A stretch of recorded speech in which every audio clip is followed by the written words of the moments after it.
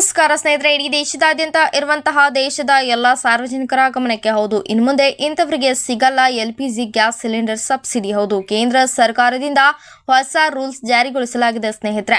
LPG gas cylinder ಬಳಸುವಂತಹ ಗ್ರಾಹಕರಿಗೆ ಕೇಂದ್ರ ಸರ್ಕಾರವು ಮಹತ್ವದ ಶಾಕ್ ನೀಡಲು ಮುಂದಾಗಿದೆ ಸ್ನೇಹಿತರೆ. ದೇಶದ ಶ್ರೀಮಂತ ಹಾಗೂ ಗರಿಷ್ಠ ಆದಾಯ ಹೊಂದಿರುವಂತಹ ಕುಟುಂಬಗಳ LPG ಗ್ಯಾಸ್ ಸಿಲಿಂಡರ್ ಸಬ್ಸಿಡಿಯನ್ನ ಸಂಪೂರ್ಣವಾಗಿ ಸ್ಥಗಿತಗೊಳಿಸಲು ಸರ್ಕಾರ ಹೊಸ ನಿಯಮಗಳನ್ನು ಜಾರಿಗೊಳಿಸುತ್ತಿವೆ ಸ್ನೇಹಿತರೆ. 10 ಲಕ್ಷಕ್ಕೂ ಅಧಿಕ ಆದಾಯ ಇದ್ದವರಿಗೆ ರಿಯಾಯಿತಿ ಇಲ್ಲ.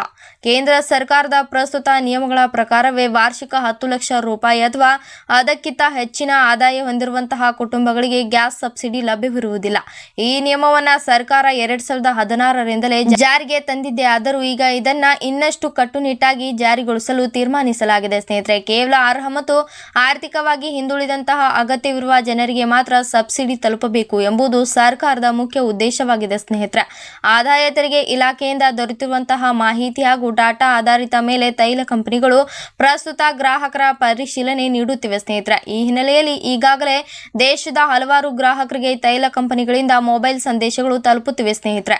ಈ ಸಂದೇಶ ತಲುಪಿದ 7 ದಿನಗಳ ಒಳಗಾಗಿ ಗ್ರಾಹಕರು ಪ್ರತಿಕ್ರಿಯಿಸಬೇಕಾಗುತ್ತದೆ. ಒಂದು ವೇಳೆ ನಿಗದಿತ 7 ದಿನಗಳಲ್ಲಿ ಸೂಕ್ತ ಸ್ಪಂದನೆ ನೀಡದಿದ್ದರೆ ಅಂತಹ ಗ್ರಾಹಕರ ಗ್ಯಾಸ್ ಸಬ್ಸಿಡಿಯನ್ನು ತಕ್ಷಣವೇ ಸ್ಥಗಿತಗೊಳಿಸಲಾಗುತ್ತದೆ ಸ್ನೇಹಿತರೆ. ಹಾಗಂತ ತಿಳಿದು ಬಂದಿದೆ ಸ್ನೇಹಿತರೆ. ಕಂಪನಿಗಳಿಂದ ಬಂದಿರುವಂತಹ ಆದಾಯ ಮಾಹಿತಿ ತಪ್ಪಾಗಿದೆ ಅಥವಾ ತಮ್ಮ ಸಬ್ಸಿಡಿಯನ್ನ ತಪ್ಪು ಮಾಹಿತಿ ಆಧಾರದ ಮೇಲೆ ತಡೆ ಹಿಡಿಯಲಾಗುತ್ತದೆ ಎಂದು ಗ್ರಾಹಕರಿಗೆ ಅನಿಸಿದರೆ ಅದಕ್ಕೆ ಆಕ್ಷೇಪಣೆ ಸಲ್ಲಿಸಲು ಅವಕಾಶ ನೀಡಲಾಗುತ್ತಿದೆ ಸ್ನೇಹಿತರೆ. ಗ್ರಾಹಕರು ತಮ್ಮ ಹತ್ತಿರದ ಗ್ಯಾಸ್ ಏಜೆನ್ಸಿಗೆ ಭೇಟಿ ನೀಡಿ ಈ ಬಗ್ಗೆ ಅಧಿಕೃತವಾಗಿ ದೂರನ್ನ ಸಲ್ಲಿಸಬೇಕಾಗುತ್ತದೆ ಸ್ನೇಹಿತರೆ. ಒಂದು ವೇಳೆ ಸರ್ಕಾರದ ಹೊಸ ನಿಯಮಾವಳಿಗಳ ಅಡಿಯಲ್ಲಿ ನಿಮ್ಮ ಸಬ್ಸಿಡಿ ರದ್ದಾದರೂ ಸಹ ನಿಮಗೆ LPG ಗ್ಯಾಸ್ ಸಿಲಿಂಡರ್ಗಳ ಪೂರೈಕೆಯಲ್ಲಿ ಯಾವುದೇ ವ್ಯತ್ಯಯವಾಗುವುದಿಲ್ಲ.